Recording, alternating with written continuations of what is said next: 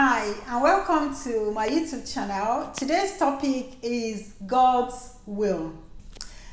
Can I just quickly ask, what do you really think God's will is? What really is God's will? It's always puzzled me since I became a Christian several years ago. What really is God's will? I keep asking. Because sometimes you don't, you know, it's like it's there and then it's not there. You can't grasp it fully. So may I let you know that God's will simply means God's plan. It could be God's plan for your life. It could be God's plan for the world, for man in the world. It could be God's plan for an activity on an area of your life. Is God's agenda. That's simply what God's will is. There are other sorts types of will, like your own will, the devil's will, what the devil wants for your life to become.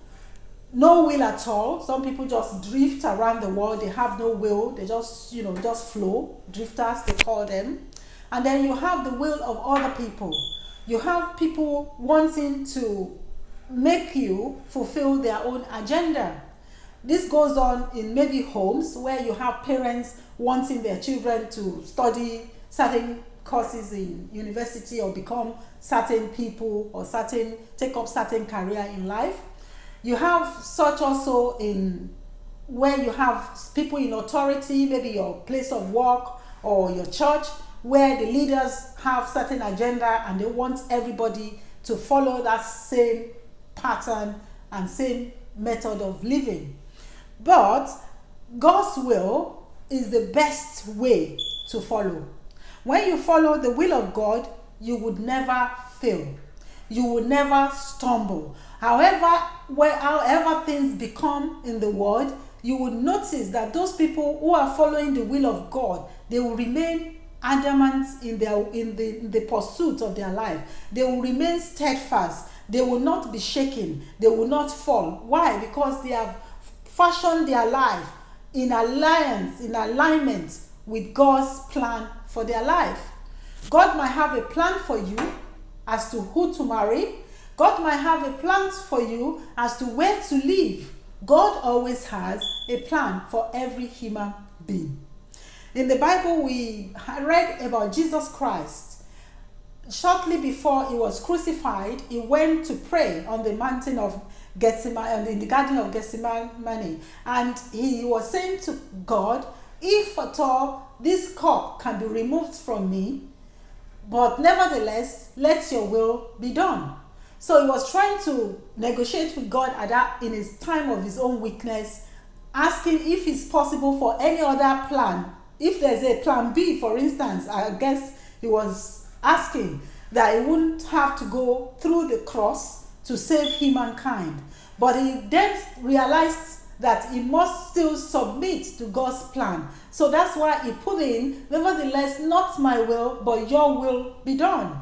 So it's always God's will that will be established. And I follow this pattern of prayer most of my time as well, when I'm seeking God's will in certain areas of life. That this is what I desire, Lord, but not my will, but let your will be done. And we notice that anyone who prays this kind of prayer, they always have things done in their life that does not fail. Why? Because they have securely handed the situation to God. You have the Bible teaching us that we should lean not on our own understanding. Everything that glitters is not gold.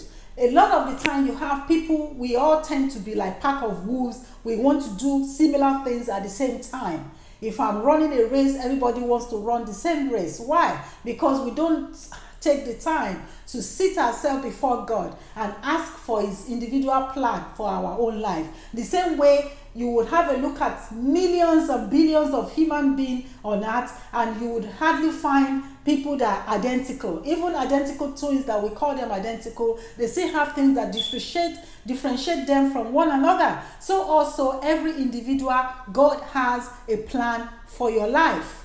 That used to be very refreshing when I first became a Christian, because all our fellow Christians used to say it to us that God has a plan for your life. May I say to you, my sisters, my viewers, my brothers, that God has a plan for your life.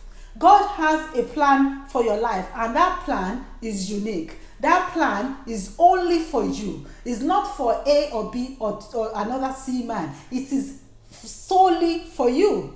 And once you begin to realize this plan, once you begin to be obedient and submit your will to this will of God, you will find out that your destination will be great. You will become great indeed. The Lord himself will bring helpers your way.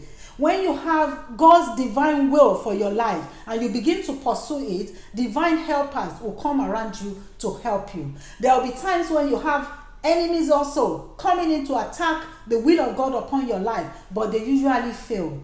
I remember years ago when I started what I believed at that time was God's will for my life, I had a lot of accusers of the brethren, persecutors, all sort of people coming my way. The same way, I also have all sort of good people coming my way to empower me, to encourage me, to lift me up, to help me. I also had the opposition as well. But do you know what? Standing up every time daily and carrying on the will of God, I became a success in what I was doing. And these people that were supposed to be enemies at that time, they come round eventually to give me a handshake, to pat me on the back. Oh, God has seen you through. Why? Because I was following the plan of God. So when you follow the plan of God, you would never stumble.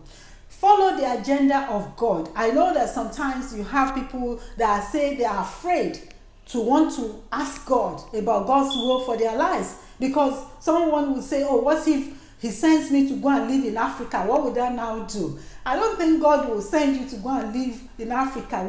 All his will is always good. He knows you. The Bible says, in all our imagination, God is able to do much more than we can ever dream or think or imagine. Before you were formed in your mother's womb, he knew you, he created you, he fashioned you. So if somebody created you, you will know the purpose for which you have created that person for. God will not give you a will or a plan or an agenda that is contrary to all that he has created you, that he has fashioned you to be. I can use Jonah as an illustration in this area. Jonah was asked to go and preach against the Nineveh because they had sinned and did wrong in the sight of God. Nineveh did not want, is not probably not a confrontational person, is not interested in that kind of job. So he ran and went to sea. Unfortunately for him, when he got there, like we always say, God is omnipotent, omnipresent, is everywhere. You can't get away from God. Jonah thought he was able to by going into sea. When he got there, there was a storm that began to rage. And eventually, the other men on the boat had to cast Jonah into the sea. But God, in his mercy, provided a whale, a big fish, to catch Jonah and kept him in his stomach for 3 days. This is also a pointer to how Jesus Christ was kept in the grave for 3 days, where he now resurrected and rose again to deliver us from all our sin. So also Jonah was kept in the whale, and eventually he repented and went back to Nineveh to do what God has told him to do.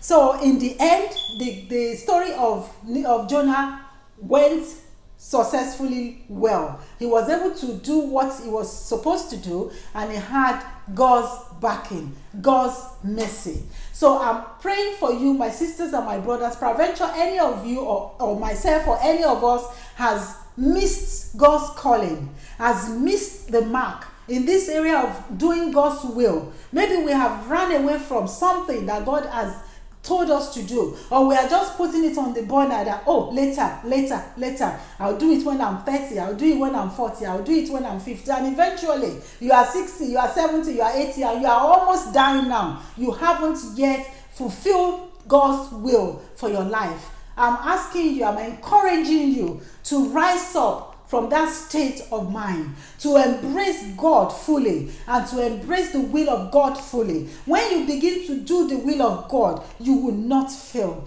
You will not fail, because God himself will show up on a daily basis. He's the God that is the best partner that you can ever have is God. God shows up in every area of your life that you are already in his will. There are different types of will that God permits. There is the perfect will of God. That's the most beautiful agenda that God can have for man. The one that is already destined before time for you.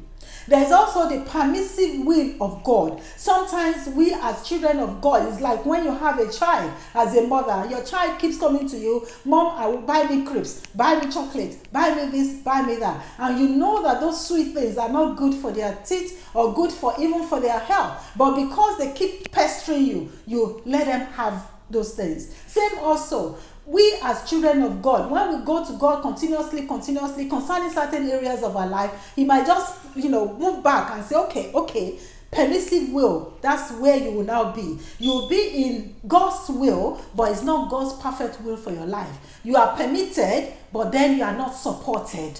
So that kind of God's will is not what you should be desiring.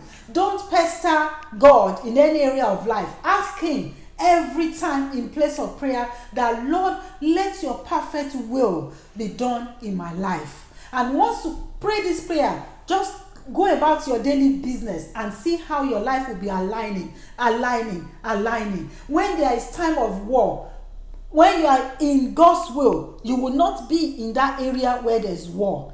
When you are doing a business and then there is pandemic or whatever is going on, that area where God has planted you, you will be sure there. No pandemic, no disruption, no chaos will reach you. You'll be protected. And you'll be wondering, Lord, why me? No, don't ask, Lord, why me? Say, Lord, thank you for giving me the grace to stay within the will of God for my life. I pray for you today, my sisters and my brothers, that you will stay put in the will of God. You will persevere in the will of God. Because sometimes staying in the will of God does not mean it's going to be easy. At times it's difficult. But because he's with you, he would help you. He will see you through. Whatever it is you are going through, he will see you through. If you need money to accomplish his will for your life, he will provide, because he's the greatest provider. I pray for you today that you fulfill your destiny. You fulfill God's will and his original plan for you. If you are already doing things that is in the permissive will, I pray that you have the strength and the courage to move away from such and start afresh within God's will for your life. Thank you for watching my channel, and I hope to see you again tomorrow. Until then, stay within God's will. Thank you, and bye-bye.